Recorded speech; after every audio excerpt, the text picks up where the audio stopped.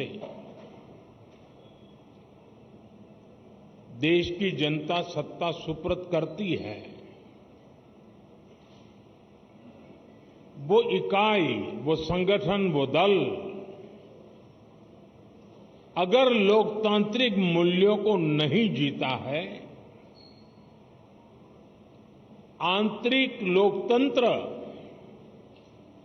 निरंतर उसमें पनपता नहीं है, तो वैसी स्थिति बनती है जो आज देश के कई दलों की हम देख रहे हैं।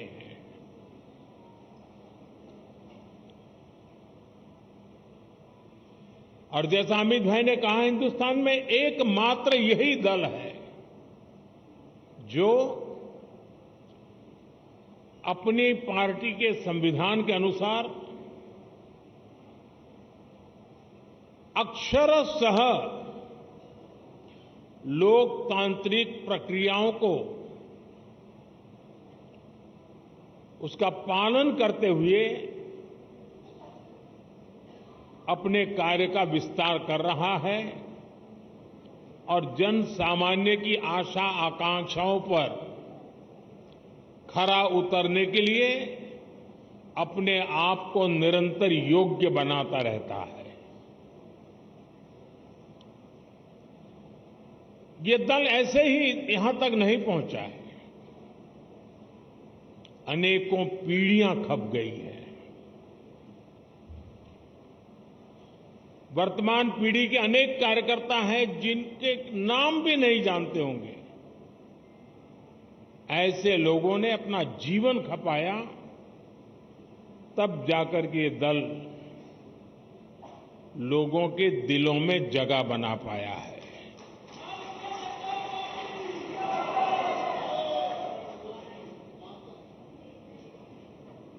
मैं जब राजनीति में नहीं था,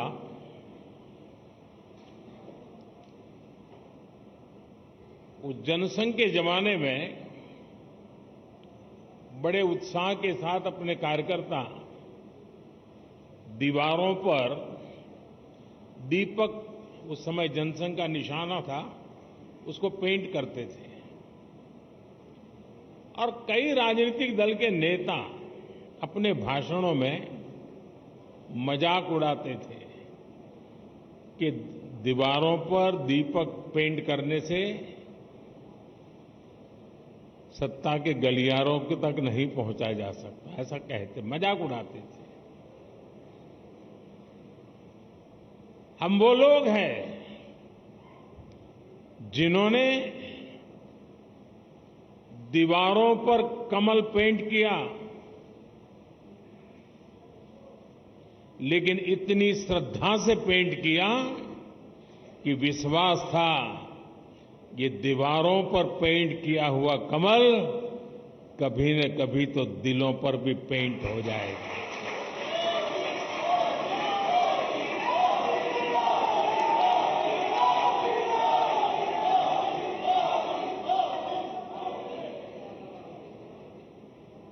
और कुछ लोग हमेशा हमारी मजाक उड़ाते रहे हैं। जब संसद में हमारे 2 सदस्य थे, तब भी इतना भद्दा मजाक हमारे लिए उड़ाया गया था। कुछ लोगों का चरित्र ही ऐसा होता है और उनको लगता है कि ऐसा करने से वो बड़े बन जाते हैं। लेकिन ऐसी सब प्रकार की आलोचनाओं को झेलते हुए जन सामान्य के कल्याण के लिए समर्पित होकर के नेशन फर्स्ट की भावना को जीते हुए हम चलते ही रहे। और पंडित दीनदयाल उपाध्याय जी ने हमें मंत्र दिया था, चरैवेति चरैवेति चरैवेति, चलते रहो। एक समय था जब जनसंघ और भाजपा के कार्यकर्ता की पहचान, और आज भी कुछ राज्यों में भारतीय जनता पार्टी उसी जीवन को जीते हैं और अपने आदर्शों के लिए जूझते हैं। हमारे कार्यकर्ताओं के लिए क्या कहा जाता था, चाहे वो जनसंघ का कार्यकर्ता हो या भाजपा का, उसका एक पैर रेल में होता है और दूसरा पैर जेल में होता है।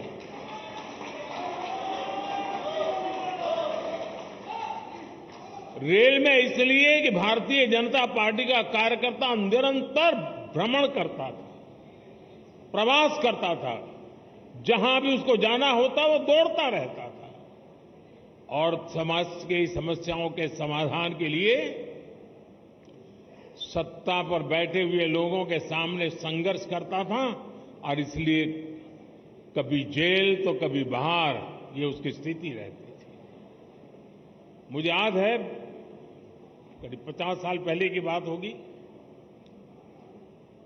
जनसंघ के लोग अहमदाबाद में सत्याग्रह कर रहे थे और एक अपनी कार्यकर्ता बहन जो जेल गई थी, करीब करीब 1 महीना लोग सब जेल में रहे थे सिर्फ आंदोलन करने के लिए, और उसकी गोद में 9 महीने का बच्चा हाथ में लेकर के वो जेल में 1 महीना गुजार करके आई थी। ऐसे जुल्म सह करके ये पार्टी यहां पहुंची है।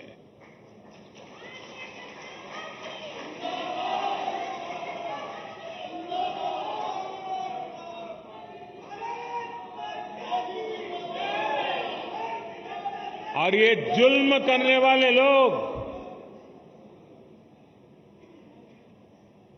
एक छोटे से जुलूस को भी स्वीकार करने को तैयार नहीं होते थे, जेल में बंद कर देते थे। सत्ता का नशा उतना था उनको। साथियों, मैंने सालों तक संगठन में ही काम किया है। मैं भी कभी इसी प्रकार की बैठकें लिया करता था, दौरा किया करता था, सदस्यता अभियान का हिसाब किताब किया करता था। और मेरी ट्रेनिंग इस काम के लिए प्रमुख रूप से हमारे माननीय सुंदर सिंह जी भंडारी जी ने की थी और वे इस विषय में बहुत आग्रही रहते थे। थोड़ा सा भी वो इधर उधर स्वीकार नहीं करते थे।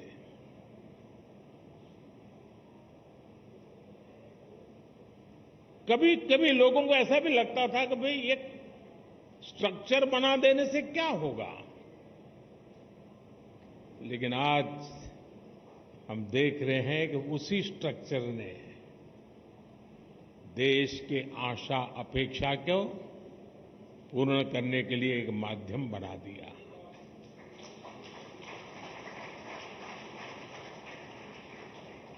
अब हम सदस्यता के लिए जाएंगे। साथियों, ये सदस्यता कर्मकांड नहीं है। हमारे लिए सदस्यता यानी अपने परिवार का विस्तार है। हमारे परिवार में अगर किसी का जन्म होता है तो जितनी खुशी होती है, हमारे परिवार में शादी कर करके कोई बहू आती है तो परिवार के विस्तार का जो आनंद होता है, वो आनंद बीजेपी में जो कोई नया सदस्य बनता है, परिवार के विस्तार का आनंद होता है।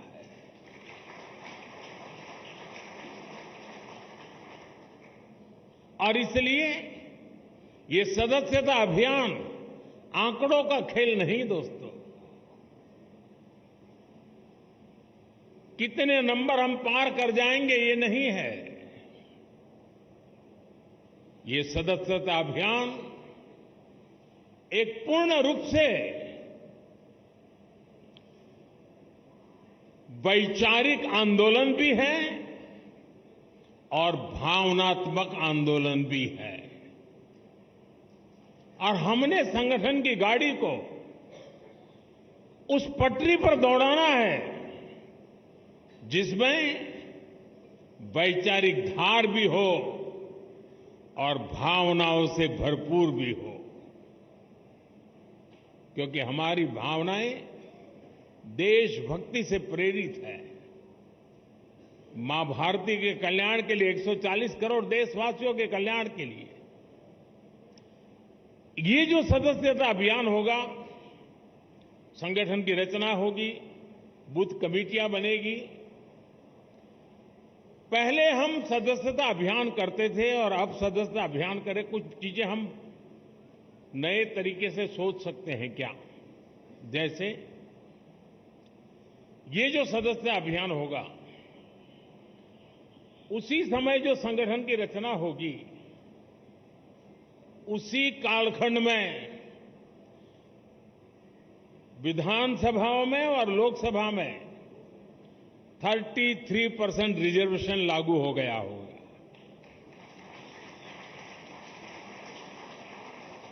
महिलाओं के लिए अगर ये 33% रिजर्वेशन इसी कालखंड में आने वाला है, तो क्या मेरी सदस्यता अभियान में मैं ऐसे सभी लोगों को जोड़ूंगा जो मेरे पार्टी के इतने महत्वपूर्ण निर्णय में अधिकतम महिलाओं को विजयी बना करके एमएलए, एमपी बना सके?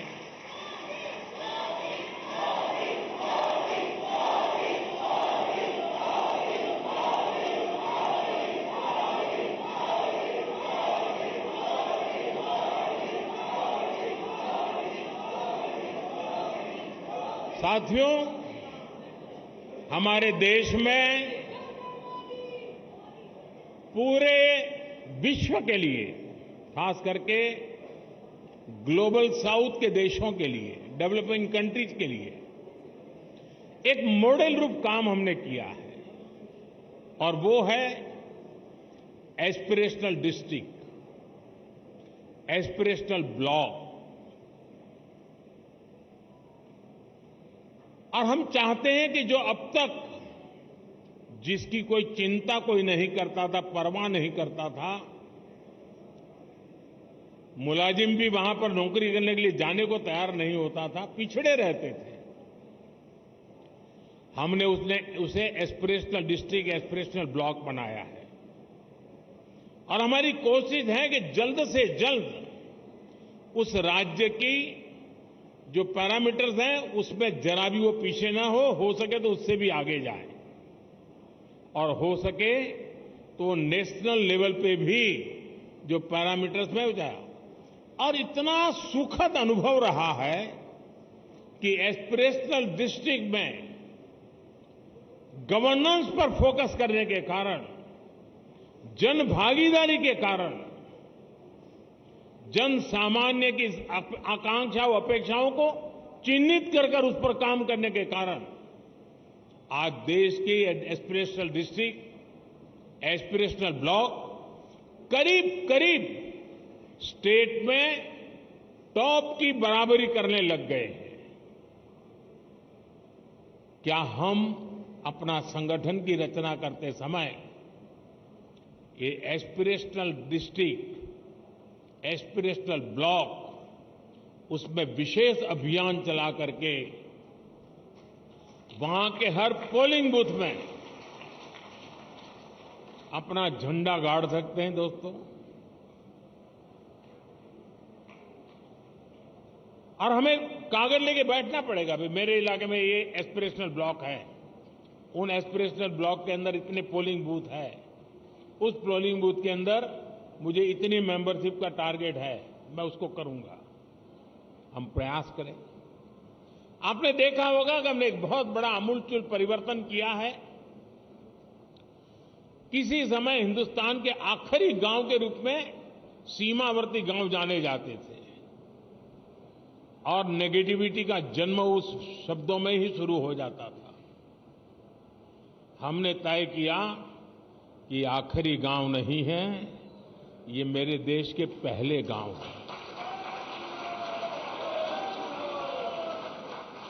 अगर ये गांव हिंदुस्तान के सीमा के छोर पर है, अगर सूरज की पहली किरण आएगी पूरब में होगा, तो पहले उसी को स्पर्श करते हुए हम तक पहुंचेगी। वो पहला गांव है।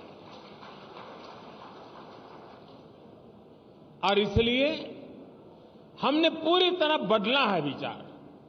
क्या हम एक स्पेशल इकाई बनाएं? जो राज्य सीमावर्ती राज्य है, वे ये जो पहला गांव है, उसमें सबसे पहले मेंबरशिप का अभियान चलाएं और पूरे के पूरे गांव को भारतीय जनता पार्टी का किला बना सकते हैं। और जो सीमा के आखिरी छोर पर बैठा हुआ वो गांव, जब भारतीय जनता पार्टी का किला बनता है ना, तब वो भारत का किला अपने आप बन जाता है। तो मेरे लिए सदस्यता ये सिर्फ पार्टी का नंबर बढ़ाने के लिए नहीं, मेरी सदस्यता मेरे देश को मजबूत बनाने के लिए भी है। और इसलिए मैं उन गांवों को किला बना के छोड़ूंगा।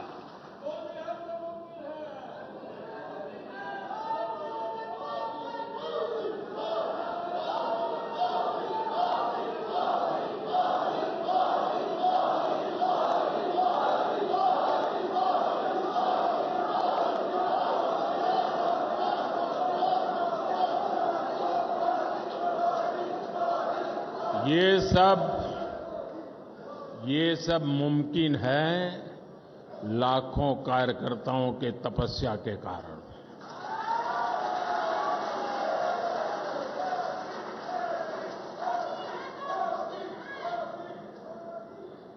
साथियों, उसी प्रकार से जहां दो राज्य की सीमाएं मिलती हैं, क्या अभी से प्लान कर सकते हैं कि उन दो राज्य की सीमा पर डेट निश्चित करके, मान लीजिए महाराष्ट्र और गुजरात की सीमाएं मिलती है, तो महाराष्ट्र के कार्यकर्ता उनकी सीमा पर आएंगे, गुजरात के कार्यकर्ता उस दिन उनकी सीमा पर जाएंगे और एक सीमा पर उनके गांव इसके गांव साथ मिलकर के मेंबरशिप बनाएंगे।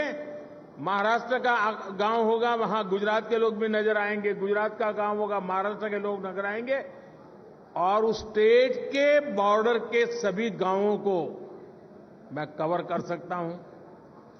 जब मैं कहता हूं एक भारत श्रेष्ठ भारत, मेरे एक भारत श्रेष्ठ भारत की ये जो रेखाएं बनी हुई है नक्शे पर, मेंबरशिप के द्वारा मैं महाराष्ट्र के गांव को, गुजरात के गांव को, वहां के दिलों को जोड़ने के लिए मैं मेरा कमल खिला सकता हूं क्या?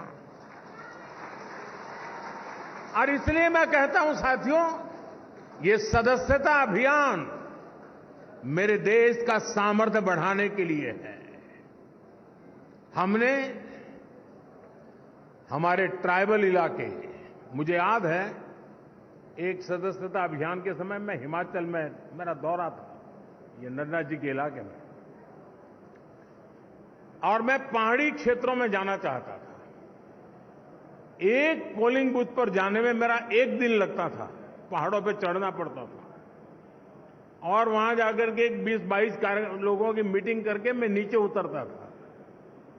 पूरा दिन मेरा चला जाता था, लेकिन मुझे आनंद होता था कि वहां कोई तो होता था जो पूछता था कि साहब ठंड बहुत है, पहले चाय पी लीजिए।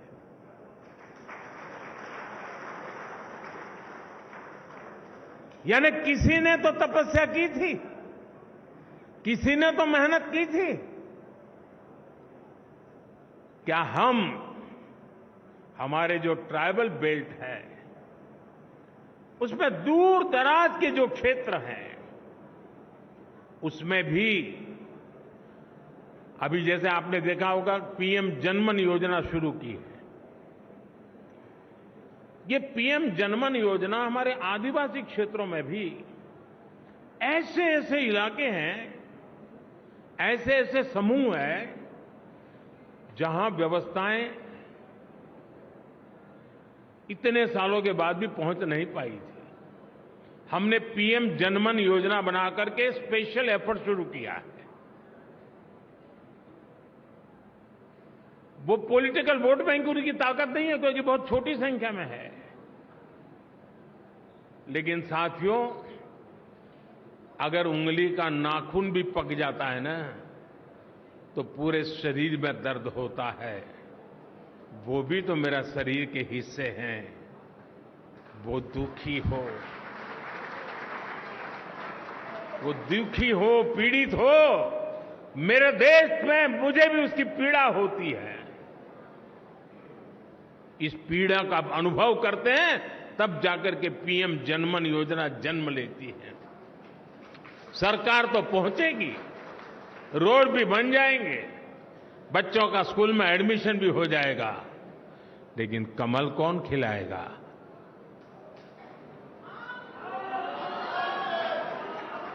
कौन खिलाएगा? और इसलिए साथियों, हम इस प्रकार से फोकस करके इन समाजों तक हम पहुंच सकते हैं क्या?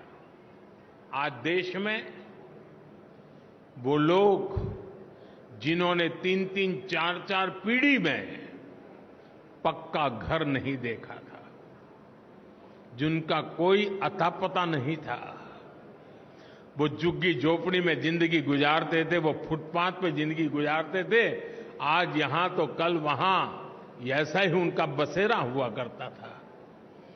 ऐसे 4 करोड़ परिवारों को हमने एड्रेस दिया है।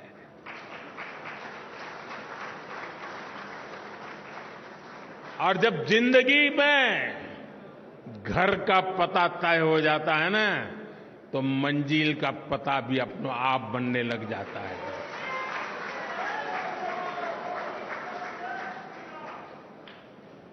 जिनको घर मिला है, जिनकी जिंदगी में अब अपना एक स्थायी, पीढ़ियों के बाद 4-4, 5-5 पीढ़ी में कभी उन्होंने पक्के घर में जिंदगी नहीं गुजारी होगी,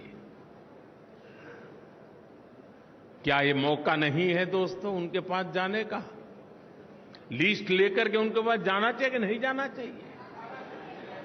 क्या उसको नहीं लगना चाहिए कि जिस कमल ने मेरे घर की दीवारें बनाई हैं, उस कमल को मैं अब दिल के अंदर जगह दे दूं? ये भाव उसके अंदर पैदा नहीं हो सकता है? और इसलिए मैंने कहा कि हमारे लिए ये हमारा जो परिवार का विस्तार है, वो विस्तार अपने आप को फैलाने का है, ऐसा नहीं है। अनेक लोगों को अपने आप में समाने का है, हमारे भीतर समाहित करना है, हमारे सुख दुख का साथी बनाना है। और तब जाकर के एक ऐसा भाजपा परिवार पूरे देश में निर्माण होता है, जो राष्ट्र के सपनों को पूरा करने के लिए एक कैटलिक एजेंट के रूप में बहुत बड़ी सेवा कर सकता है। और इसलिए साथियों, इस सदस्यता अभियान को एक पवित्र कार्य मान करके हमने करना चाहिए। और जब कोई व्यक्ति सदस्य बनता है ना, जैसे कोई नया बच्चा स्कूल जाता है, तो मां बाप कैसा माहौल बनाते हैं? तिलक करेंगे, मिठाई खिलाएंगे, अच्छे कपड़े पहनाएंगे। उसी भाव से सदस्य बनना चाहिए। और मुझे अच्छा लगा, आज मुझे इस वातावरण में सदस्य बनने का मौका मिला। उत्सव के वातावरण में मैं सदस्य बन रहा हूं। हम भी सदस्यता अभियान को उत्सव में परिवर्तित करें। सामने वाला हमारे परिवार में जुड़ रहा है, मतलब हम बड़े गौरव अनुभव कर रहे हैं कि आप हमारे यहां आए। हमें ये भाव नहीं लाना चाहिए कि हमने उपकार किया है तुम्हें मेंबर बना के। नहीं, आपने देश हित के लिए आगे आए हैं, हमारे लिए गौरव की बात है। आप हमारे एक साथी बन गए हैं जीवन में, इससे हमें और क्या धन्यता चाहिए।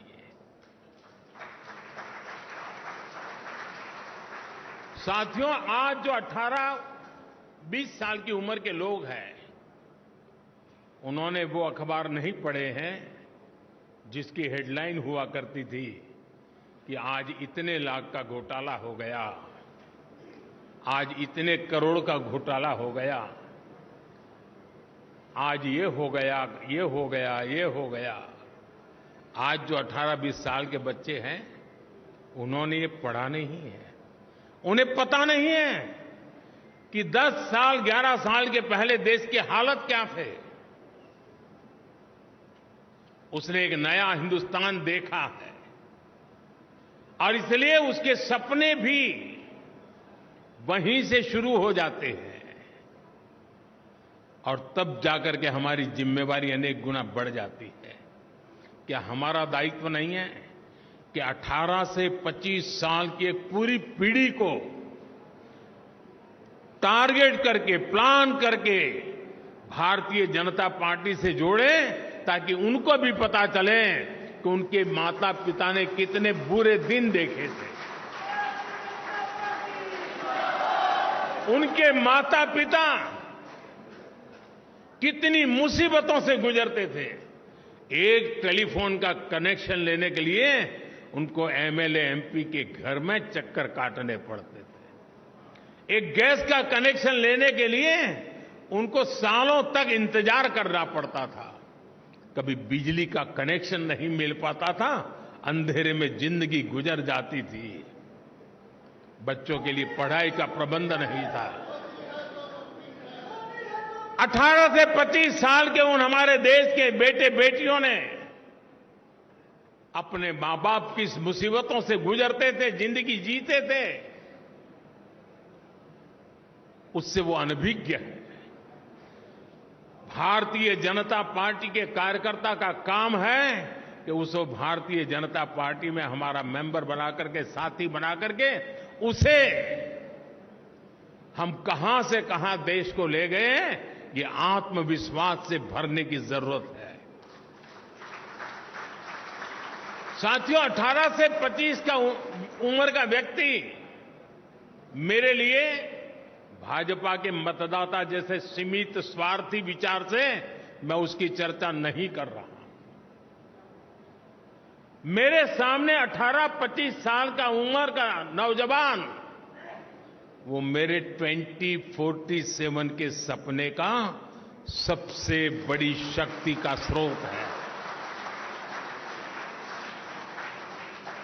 2047 में मेरा देश विकसित भारत बनेगा।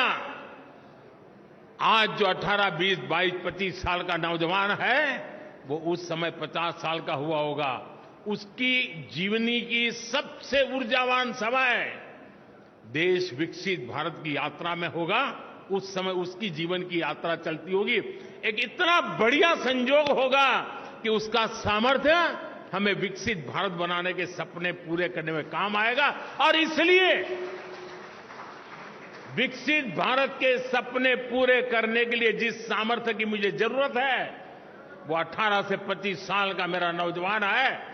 उसे हमने इस विचार से जोड़ना है, नेशन फर्स्ट के लिए, जीने के लिए जोड़ना है।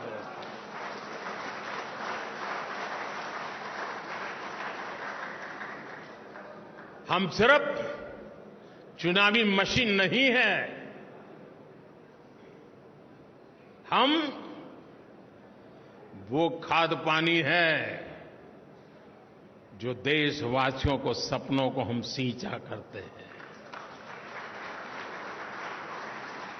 हम वो खाद पानी हैं जो अपने आप को खपा करके देश के सपनों को, संकल्प और संकल्प को सिद्धि तक ले जाने की यात्रा में अपने आप को डुबो देते हैं जी। और इसलिए भारतीय जनता पार्टी का कार्यकर्ता चुनाव, कुछ लोगों ने कह दिया है मशीन, ये तो चुनावी मशीन है भाजपा के पास। इससे बड़ा भाजपा का कोई अपमान नहीं हो सकता है। अरे चुनाव जीतना ये तो मेरी पार्टी के कार्यकर्ताओं के निरंतर पुरुषार्थ और प्रयास के परिणाम एक बाय प्रोडक्ट है।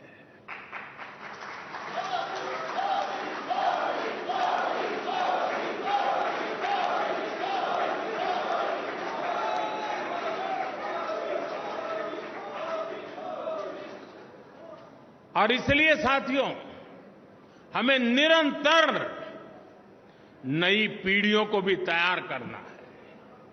और एक बात मान के चलिए, जो ये सोचता है कोई आएगा तो मेरा क्या होगा, वो मान के चल रहे हैं कोई आएगा तो नहीं, लेकिन तुम जाओ वहां से कहीं ऊपर जा नहीं सकते हो। जैसे जैसे नीचे तुम नए लोगों को लाते जाओगे, वैसे वैसे तुम ऊपर चले जाओगे। ऊपर जाने का तरीका यही है कि नीचे जितनी मजबूती देते हैं उतना ऊपर जाने की गारंटी पक्की हो जाती है। कुछ लोगों की मानसिकता रहती है कि अरे यार आया गया तो मेरा क्या होगा। वो आएगा तो आपकी मजबूती बढ़ेगी, आपकी इज्जत बढ़ेगी और आपके द्वारा इच्छित कामों को परिणाम लेने में वो आपका साथी बनकर के काम करेगा। साथियों, लोकतांत्रिक मूल्यों को जीने वाली हमारी पार्टी है। हम व्यवस्था में भी लोकतंत्र को स्वीकार करते हैं, हम विचार में भी लोकतंत्र को स्वीकार करते हैं, हम संस्कार में भी लोकतंत्र को स्वीकार करते हैं।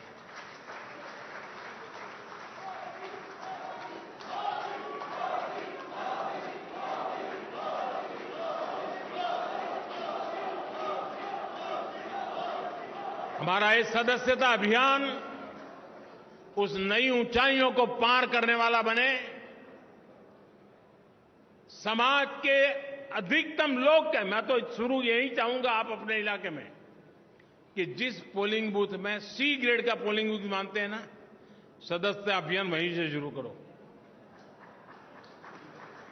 जिसे आप पिछले 2-3 चुनाव में जिसको सी ग्रेड का पोलिंग बूथ मानते हैं, जहां पर आपको मिनिमम वोट मिले हैं, सदस्यता अभियान वहीं शुरू करना चाहिए। दोस्तों, चुनौती को चुनौती देना ये तो भारतीय जनता पार्टी की रगों में है।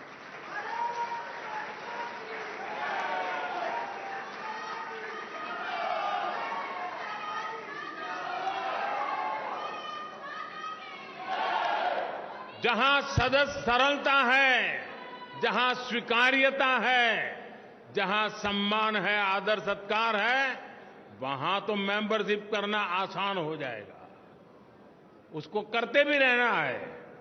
लेकिन जहां चुनौती है, वहीं दिलों में कमल खिलाना है।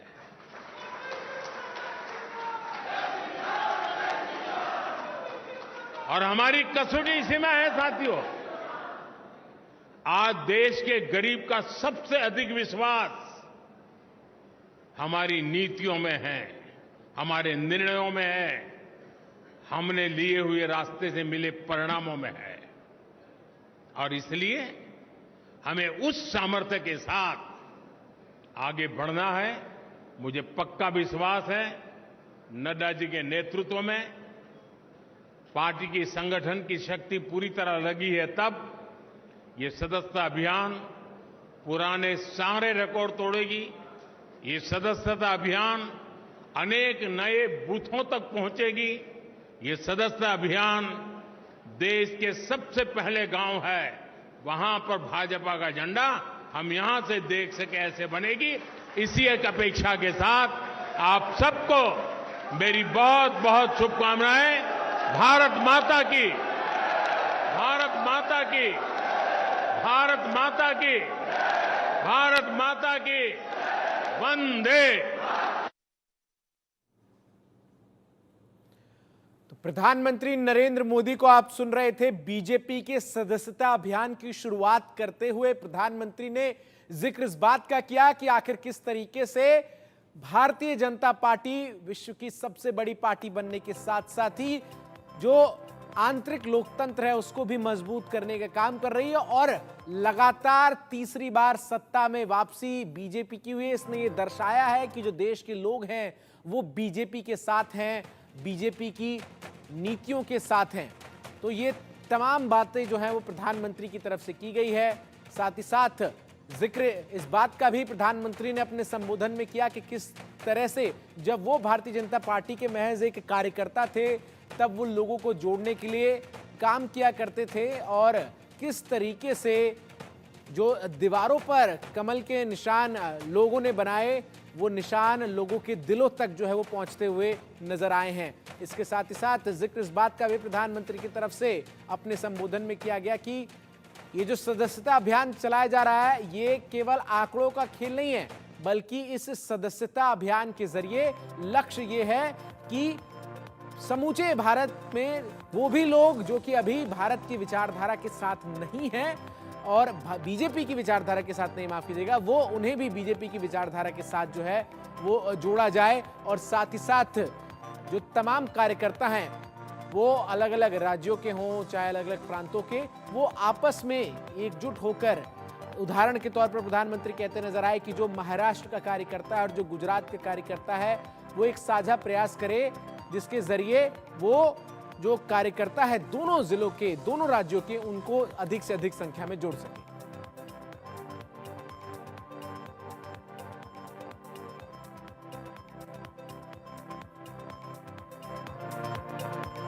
और अब बड़ी बात में एक खबर आपको बताते हैं।